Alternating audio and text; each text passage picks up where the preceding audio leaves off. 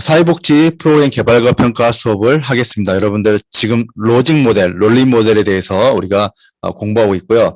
원래 논리 모델이라는 것은 과거에 프로그램을 평가하기 위해서, 그러니까 프로그램을 평가하기 위해서 미국의 공동모금회 유나이티드 웨이에서 사용하던 이 모델이 어느 순간부터 평가를 받기 위한 어떤 준비 단계에서, 그러니까 프로그램을 기획하는 단계에서 사용하게 됐고, 그래서 지금은 이 로직 모델이 프로그램 개발을 위한 모델, 그 다음에 평가를 위한 모델로 다 사용하고 있습니다. 지난 시간에 이 로직 모델은 기본적으로 문제 상황이 있고요. 그죠? 문제 상황.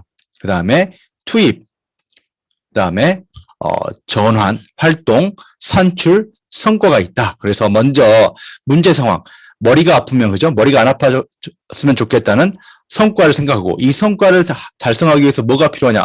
약이 필요해. 그럼 약을 매달 먹을까? 그죠? 산출이라고. 그러면 약을 먹으려면 어떻게 하겠어요? 약을 사야겠죠. 그래서 이렇게 프로그램을 우리가 기획할 때 먼저 문제 상황에서 바로 성과로 넘어가고, 이 성과를 달성하는 방법을 생각하고, 이 방법을 하기 위한 재료가 뭐지? 투입이 뭐지? 이런 식으로 진행하는 것을 우리가 논리 모델, 로직 모델이라고 하죠. 그래서 순서가 1번, 2번, 3번, 4번 이런 형식으로 우리가 작성해요. 그러면 구체적으로 어떻게 논리 모델을 우리가 사업계획서를 통해서 작성할 수 있는지를 살펴보도록 하겠습니다. 기본적으로 이렇게 이 논리 모델 같은 경우는 가장 큰 핵심이 이런 성과, 아웃컴, 성과 중심이라는 것과 그 다음에 성과를 달성하기 위한 방법, 그 다음에 문제 상황, 그 다음에 이제 어떻게 보면 이렇게 하나의 그림을 통해서 프로그램을 설명할 수 있다는 측면에서도 어떻게 보면 큰 장점을 가지고 있죠. 다시 그러면 그 다음 페이지 넘어가 볼까요? 그래서 여기 나와 있는 것처럼 사례를 통해서 그럼 우리가 구체적으로 논리 모형을 이해해 보도록 하겠습니다. 첫 번째 사례는 지역사회 내 저소득 방임 아동들의 야간에 방치되는 상황이 많은데, 이 문제를 해결하기 위해서 야간 방과 후 프로그램 시간. 이것은 어떻게 보면 공동모금회에서 제시한 지역사회 내 소소득 방임 아동의 건강한 성장을 위한 야간 방과 후 프로그램이란 그 사업계획 썼을 때 샘플로 제시한 걸 가지고 제가 이제 만들어 본 건데요. 이렇게 시츄에이션, 그죠? 문제 상황이 있고, 그죠? 그 다음에 인풋, 투입이 있고, 액티비티스, 그죠? 활동이 있고, 아웃풋, 그죠? 산출이 있고, 아웃컴, 성과가 있는 거예요. 그죠? 그래서 왜 이런 문제가 나타난지, 그죠? 그래서 봤더니 저소득 방임 아동의 학습 이 능력이 저하되고 있더라. 그 다음에 자기 효능감이 낮더라. 그 다음에 야간에 보호를 받고 있지 못하다. 그죠? 그래서 이렇게 이런 문제를 뭐죠? 해결하기 위해서 성과를 먼저 생각하는 거예요. 그래서 저소득 방임 아동의 학습력이 저하되어 있구나. 이 문제점을 해결하기 위해서 성과, 학습 방법을 생각하고, 그 학습 방법을 달성하기 위해서 학습 지도가 필요하구나. 그래서 주 5회 몇 시간 이런 식으로 얼마만큼 필요하다는 걸 결정하고요.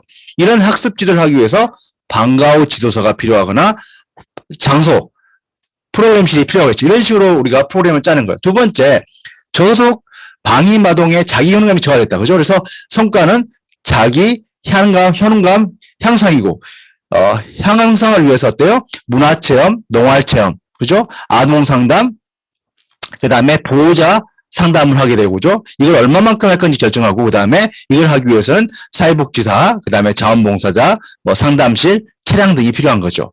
그 다음에 야간에, 보호 아동이 방임되고 있다. 그걸, 그죠? 야간 방임 문제를 해결하기 위해서 어때요? 우리가 뭘 한다는 거예요?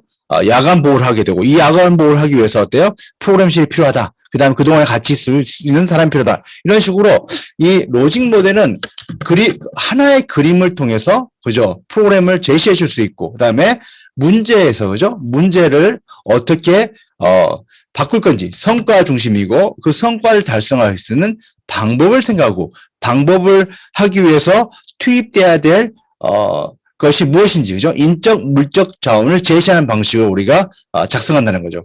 그 다음에 두 번째 사례를 보면, 마찬가지 두 번째 사례 같은 경우는 다문화 가족의 결혼 이주민들이 한국 문화 체험을 통해서 한국 정력, 한국에 대한 정력을 향상시키는 프로그램을 로직모델로 그려본 건데요. 그래서 다문화 가족 이주 여성의 284페이지 나오는데 정력 향상을 위한 한국 문화 체험 프로그램에서, 그죠? 그래서 문제 상황이 있고, 그죠? 그 문제 상황을 바꾸는 긍정적 변화의 성과가 있고, 그죠? 이 성과를 달성할 수 있는 활동의 양이 있고, 양이 산출이죠. 그 활동의 양을 만들기 위한 투입이 필요하겠죠. 그래서 다시 한번 보면 여기서 봤더니 이러한 문화적 능력이 떨어지는 게 한국어 활용 미숙으로 인해서 가족과 이웃과의 의사소통이 부족하다. 그렇기 때문에 어때요?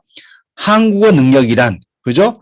성과를 잡고 이 한국어 능력을 하기 위해서 한국어 교육을 시키는 거죠. 그걸 얼만큼 시키는? 이 한국어 교육을 시키기 위해서 어때요? 예를 들어 사회복지사, 한국어 강사, 교육실, 그죠? 그 다음에 뭐 드라마, 이런 것들이 필요한 거죠. 그래서 이렇게 문제 상황과 성과와 성과를 달성하기 방법과, 그죠? 그 방법을 만들어낼 수 있는 재료가 서로 논리적으로 연결됐는지를 가지고 우리가 평가하는 거다. 그죠? 그래서 두 번째 보면 한국 문화 및 다문화에 대한 인식 부족, 가족들의 문화적 이질감 심화. 그래서 가족 관계, 그죠? 가족 의사소통 문제, 그죠? 개선, 그다음에 가족 기능 강화, 이 두 개를 잡았어요, 그죠? 그래서 이걸 위해서 어때요? 멘토링이랄지 가족 캠프, 그죠? 뭐 가족 교육 이런 걸 실시하고 이걸 하기 위해서 어때요? 이렇게 뭐 교육실이든지 뭐 건강 가정사랄지 이런 사람들이 필요한 거죠. 그다음에 문화 차이, 이 문화 차이를 해결하기 위해서 우리가 한국 문화 및 다문화 이해도 증진한 성과 잡았고 이걸 해결하기 위해서, 그죠? 어떻게 보면 이게 이제 뭐 멘토링이 될 수도 있고요. 뭐 가족 캠프가 될 수도 있고 한국어를 통해서 이걸 달성할 수 있죠. 그래서 이걸 할 수 있는 투입이더라고. 이렇게 이 로직 모델에서는 어때요? 문제 상황이 있고 그 문제 상황을 해결할 수 있는 성과를 생각하고, 그죠? 그 다음에 그 성과를 달성할 수 있는 방법. 그 다음에 우리가 아픈 정도에 따라서 뭐 단순하게 외래 진료를 받을 수도 있고, 그 다음에 뭐 입원할 수 있는 것처럼 문제 정도에 따라서 이제 활동량을 결정한다. 그래서 방법의 양을 우리가 결정하고, 그 다음에 그 방법의 양을 만들어낼 수 있는, 그죠? 재료, 투입. 그래서 이때 인적, 물적 자원이 들어간다. 그죠? 이렇게 이해하시면 돼요.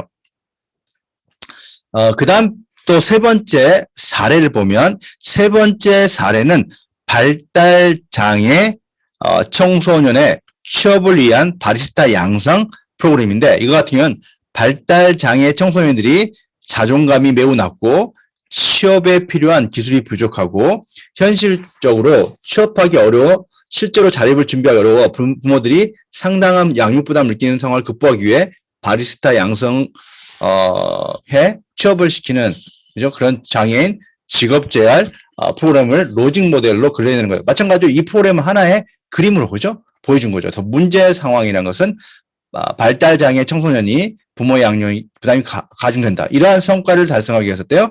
여기 나와 있는 것처럼 발달장애 부모의 양육 부담을 감소하고, 이걸 부담을 감소하기 위해서 어때요? 이 여기에 나와서 직업 훈련 프로그램이나 직업 참여하게 되면 당연히 그 참여하는 기간 동안에 부모가 양육 안 해도 되기 때문에 그에 대한 부담을 감소시킬 수 있죠. 그걸 얼만큼. 그 다음에 이걸 하기 위해서 어때요? 뭐 바리스타 교육이 이렇게 필요하겠죠. 그 다음 발달 장애 청소년의 낮은 자존감을 해결하기 위해 성과로는 발달 장애 청소년의 자존감을 향상. 그걸 위해서 이제 능력 개발하는 거죠. 그죠? 그래서 그걸 필요하기 위해서 이제 이러한 바리스타 강사도 필요하고 능력 개발 강사도 필요하고, 그죠? 교육장, 뭐 카페, 그죠? 이런 것들이 필요한 거죠. 이렇게 이 문제 상황이 있고 그 문제 상황을 어때요? 긍정적으로 바뀌는 성과가 있고, 그죠?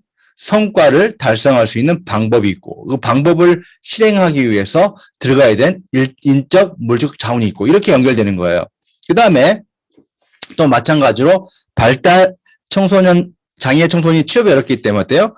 취업에 필요한 기술을 습득하는 게 성과 목표고, 그걸 위해서 바리스타 교육을 하고, 그죠? 그걸 위해서 또 훈련장이 필요하고, 그죠? 그 다음에 취업에 대한 필요한 기술 부족, 그죠? 그래서 기술 부족을, 이 세 번째 장애 청소년의 취업 어려움은, 그죠? 이걸 위해서, 장애 청소년의 취업을 성공시키는 거고, 그죠? 기술 부족은 기술을 습득시키는 거. 이렇게 문제 상황을 어때요?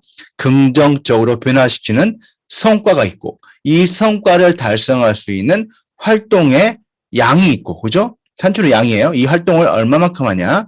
그 다음에 그러한 활동의 양을 만들어낼 수 있는, 생성해낼 수 있는 인적 자원과 물적 자원, 그래서 인력과 그 다음에 시설 장비가 투입이 나온다는 거예요. 그죠? 다음에 네 번째 같은 경우에는 빈곤 청소년의 직업 준비를 위한 진로 프로그램인데 여기 보면 문제 상황이 진로 능력의 부족, 그죠? 그 다음에 진로 준비 행동의 부족, 취업 성공의 부족인데 그래서 성과를 이렇게 보면 여기서 중요한 건 뭐냐면 여기서 이제 초기 성과, 중기 성과, 장기 성과가 나왔어요. 여러분들 지난 시간에 배울 때 저희 성과를 단기, 중기, 장기로 나눴죠. 그래서 단기에서는 인식의 변화가 초점이 됐고, 그 다음에 중기는 행동의 변화, 장기는 조건의 변화죠. 그거에 맞춰서 쓴 거죠. 그래서 어떻게 보면 이제 가장 이상적인 방법이 이 방법이죠. 그래서 초기, 중기, 장기 측면에서 클라이언트의 인지 변화, 그 다음에 행동 변화, 그 다음에 조건의 변화까지도 연결되는 거예요. 그래서 그걸 만들기 위해서 활동량이더라고, 그죠? 그 활동의 양을 제공하기 위해서 어때요? 투입이 들어간다. 그죠? 이런 식으로 여러분들 프로그램 개발과 평가에서 로직 모델은 먼저 문제 상황이 있고 그 문제 상황을 해결할 수 있는 성과를 먼저 생각하고 어떻게 변화된다는 성과를 생각하고 그 성과를 달성할 수 있는 방법을 생각하고, 그죠? 그 방법을 만들어낼 수 있는 인적 자원과 물적 자원이죠. 그래서 프로그램을 개발할 때 이렇게 먼저 다시 이야기해 본다면 중요하죠. 문제 상황이 1번이고 성과가 2번이고, 그죠? 활동과 산출이 3번이고 그 다음 이걸 만들어낼 수 있는 4번이다.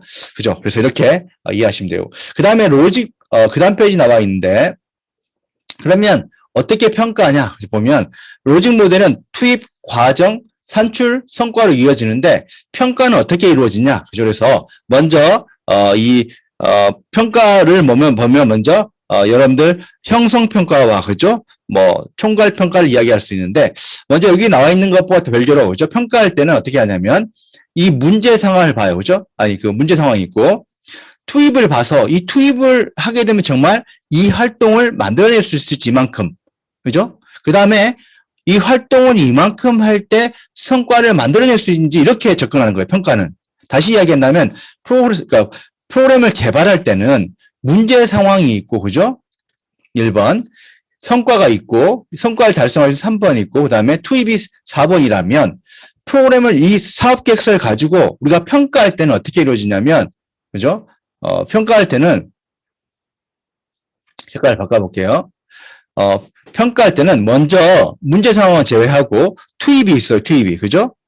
투입이 있으면, 그죠? 이 투입이 정말 이러한 활동과 산출을 만들어낼 수 있는지를 따져보는 거예요. 그죠?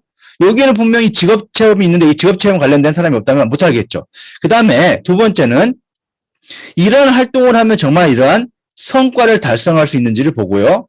마지막에 대해서 정말 이 성과라는 것은 문제 상황과 연결되는지를 보는 거예요.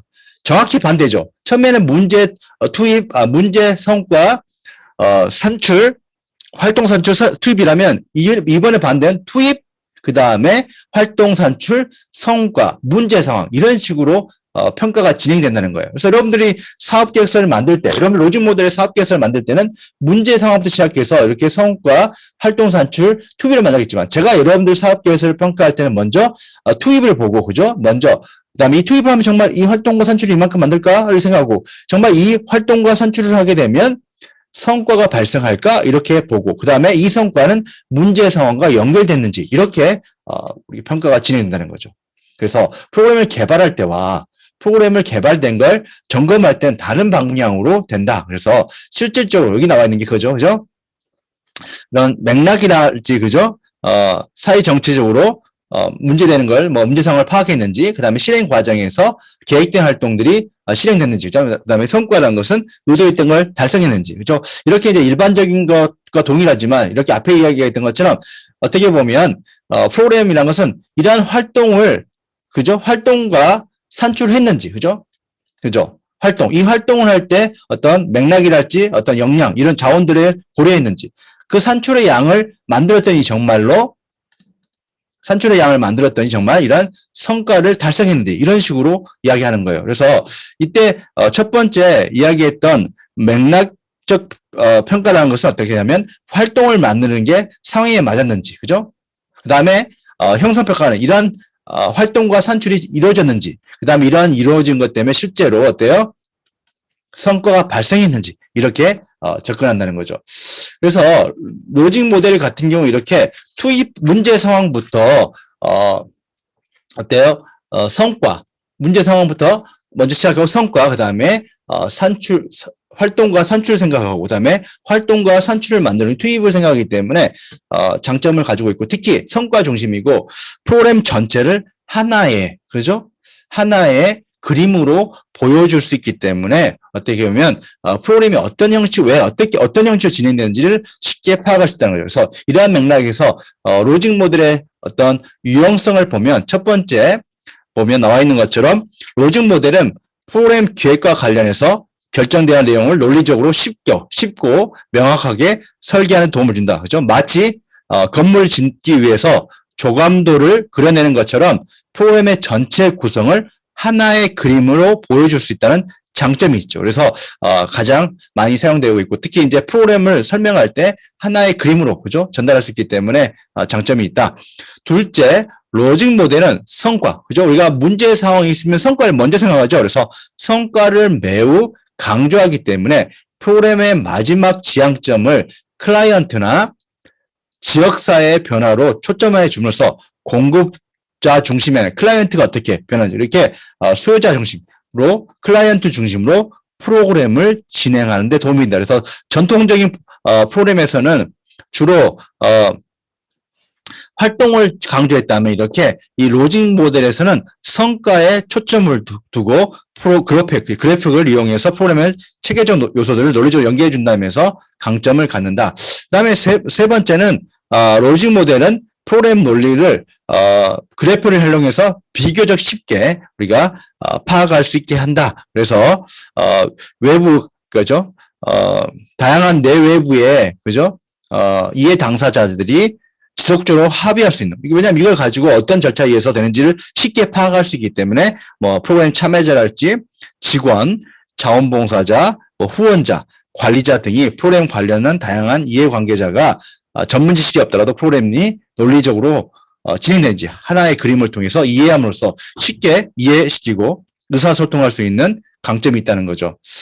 네 번째로는 로직 모델은 성과를 강조함으로써 평가에서 결국 성과 측정이 중요하다는 것을 강조해 평가를 어떻게 해야 될지 대한 관심을 자연스럽게 유도한다. 왜? 성과 중심, 성과가 달성되는지 않은지 보기 때문에 그래서 로직 모델 같은 경우는 가장 중요한 게 성과 측정이다. 그래서 객관적이고 과학적인 측정 방법을 통해서 어때요? 성과를 평가한 것이 무엇보다 중요하고 이 로직 모델은 그걸 가능하기 때문에 프로그램 자체에 대해서 책무성을 갖는데 도움이 된다. 그죠? 향상시킨다. 그래서 책무성을 보여줄 수 있는 도구로도 활용된다. 마지막으로 다섯 번째는 성과를 중심으로 지역사회 홍보를 하고 이를 토대로 자원 개발의 설득력을 높여준다. 그래서 이를 토대로 자원 개발의 설득력을 갖기 때문에 지역사회가 원하는 것은 프로그램을 통해서 특정 집단의 문제가 해결되고 지역사회의 문제들이 해결되기를 기대하기 때문에 이런 성과를 어때요? 기관에서 지역사회에 홍보할 수 있기 때문에 그런 측면에서 지역사회 인정을 받는 게 되고 또 후원 개발이나 자원 개발로 이어질 수 있는 핵심적 전략으로 사용됐습니다. 그래서 마지막으로 또 이 로직 모델은 지역사회 협력이나 네트워크 사업을 진행할 경우도 활용이 가능하다. 첫 번째로 네트워크를 함께 사업을 추진하는 서로 다른 기관들이 사업에 대해서 이해력을 놓기 때문에 합의점이랄지 협력, 연합을 이끌을 수 있죠. 여러분들 사업 계획 전체를 가지고 이야기하는 것보다 하나의 그림을 통해서 이야기하면 여기서 어느 부분에서 서로 합의가 필요한지 어느 부분에서 서로 장단점을 가지고 있는데 쉽게 접근할 수 있고요. 또 프로그램의 구체적인 실행 전략과 실행과 인과관계, 프로그램 성과와 활동의 적절성을 따지기 때문에 이런 인과관계를 명확히 보여줄 수 있고 그 다음에 사업에 참여하는 기관들이 사업의 구체적인 목표와 실행 전략 등을 구체적으로 소통할 수 있어 의사소통이 도움이 되고요. 마지막으로 개별 기관이나 어때요? 개별 프로그램에만 적용할 수 있는 게 아니라 지역 네트워크 사업, 그죠? 우리가 지역 네트워크 사업에서 뭐 예를 들어 치매 노인에 대한 인식 개선, 그러면 한 기관만이 아니라 노인복지관, 경로당, 보건소, 뭐 병원 이렇게 다양한 기관들이 네트워크 사업을 진행을 통해서 요즘에 사업이 많이 늘어나고 있는데 이럴 때 서로 그 네트워크 협력 관계를 증진시키고 의사소통, 이 사업이 실제로 굴러갈 수 있게 하는 역할을 한다. 왜? 이 논리 모델이 하나의 어때요? 건물에 대한 어떤 설계도에 해당되기 때문에, 그러니까 프로그램이니까 공장에서 제품을 만드는 어떤 공정도에 해당되기 때문에 그런 맥락에서 네트워크 사업도 가능해야 한다는 거죠. 그 다음에 여러분들 그러면 실제로 그러면 어떻게 로직 모델이 이루어지는지 한번 봐볼까요? 샘플이라고 할 수 있고 수업 시간에 좀 이야기하겠지만 잠깐만요.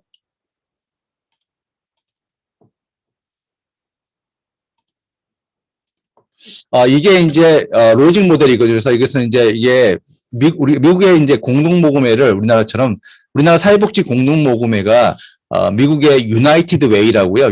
미국의 길인가요? 유나이티드 웨이라고 사회복지, 그러니까 우리나라 말하면 사회복지 공동모금회에서 벤치마킹한 건데 거기서 이제 사용하는 그 논리 모형표를 보면 이렇게, 그죠? 인풋이 있죠, 그죠? 인풋이 뭔지 알죠?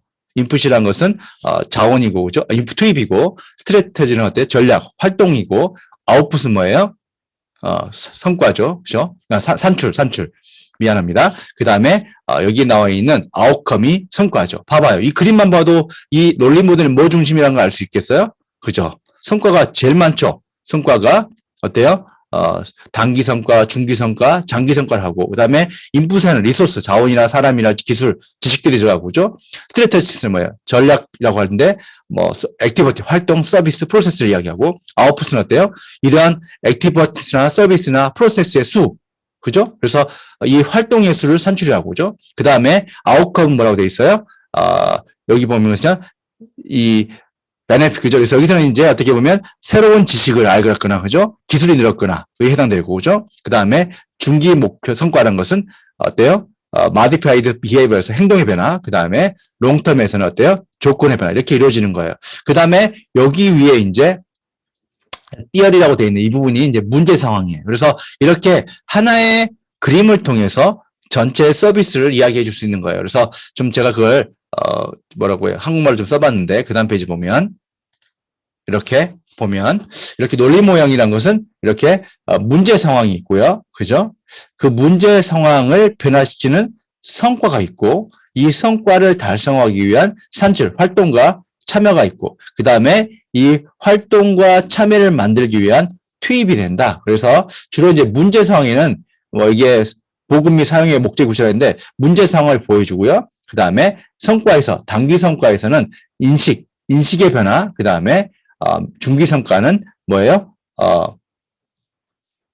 행동의 변화. 그 다음에 장기 성과에서는 어때요? 뭐라고요? 조건의 변화고요. 그 다음에 이런 걸 만들어낼 수 있는 방법이 활동이고, 그 다음에 파티시펀트, 그죠? 이것은 산출인데 이 활동을 얼마만큼 하냐가 어때요? 여기에 해당되고, 마지막으로 이걸 만들어내기 위해서 어떻게 투입을 하냐 이렇게 이루어지는 거죠. 그래서 이때 뭐 투입에는 직원, 자원봉사자, 기간, 그 다음에 돈, 재료, 장비, 기술, 연구 결과 이런 것들이 투입에 해당되고 이걸 통해서 만들어내는 게 워크숍, 회의, 면접, 면담, 훈련, 그다음 상품 개발, 그다음 학회지 논문 쓰는 거, 언론 활동, 그다음에 공익정보 캠페인, 온라인 캠페인, 웹 과정, 뭐 상호작용이고 이걸 누가 하냐? 그래서 뭐 참여자가 하냐, 그죠? 연구자가 하냐, 참여자가 하냐, 가족 구성원이 하냐, 장애인 복지 서비스 제공자냐, 장애인 정책 수립자가 하냐, 뭐 장애인, 그죠? 이 장애인 샘플로 했나 봐요. 그 다음에 이거에서 이제 단기 성과는 학습 알게 됐냐, 그죠? 자각하게 됐냐, 그죠? 지식이 얻었냐,